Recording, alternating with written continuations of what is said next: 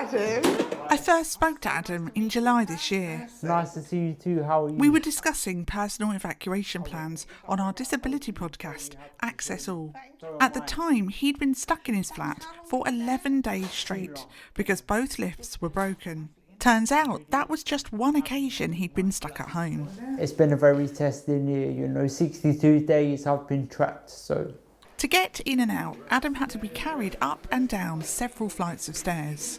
It's not the most ideal situation. The trained sound engineer and disability campaigner was offered this flat 10 years ago, around the time he became disabled. Top finisher, Premier League. It was purpose-built, but in the time he's been living here, he's made it fully accessible, and he loves it. But he lives on the 6th floor, and if there's an emergency, he has no way of getting out on his own. It's why he needed an evacuation plan. I'm very happy they've done it for me, but look what it's taken. And what has it taken? Me to get on your podcast, the BBC, London radio, other channels, people getting involved. It means that they've taken my life into consideration. Mm-hmm. Yeah, and they've put some value on me as a human being, which is great. You can see for miles. Big part of the reason why I don't want to go anywhere, to be honest. Yeah, what would you say, Adam, to people that were like, listen, Adam, you're disabled, shouldn't you be living on the ground floor?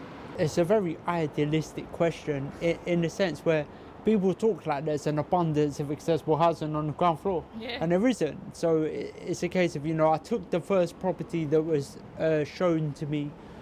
It's on the 6th floor, and it's my human right now that I've done the flat and made the flat a home. I should be able to live here. So why are we talking about PEEPs now? Well, the Grenfell Tower inquiry recommended that PEEPs should be a legal requirement for anyone who lives in a high-rise building who cannot self-evacuate independently in an emergency. So the Disability Action Group, CLADAG, are taking the government to court. Its co-founder, Georgie, has a PEEP, but she still had to crowdfund for this evacuation chair. The amount of disabled people who died in the Grenfell fire was disproportionate. They had no plans. People panicked and tried to help their neighbors and relatives to get out. Many did not succeed.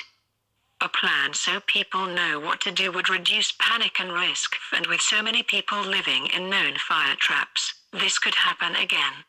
The Home Office says it's committed to delivering proposals that enhance the safety of residents and is working closely with fire chiefs to test evacuation strategies. Adam's Housing Association says it's agreed an evacuation plan, but Adam is worried about the chair he's supposed to use and who will help him use it. He won't feel fully protected until fire-safe lifts are installed, and they're due in the summer of 2023. God willing, this doesn't happen, yeah? But I would just say my prayers and, just is what it is, mate. And it shouldn't be like that until there's a fire lift. As I said, my legs don't work, my brain works. Nikki Fox, BBC News.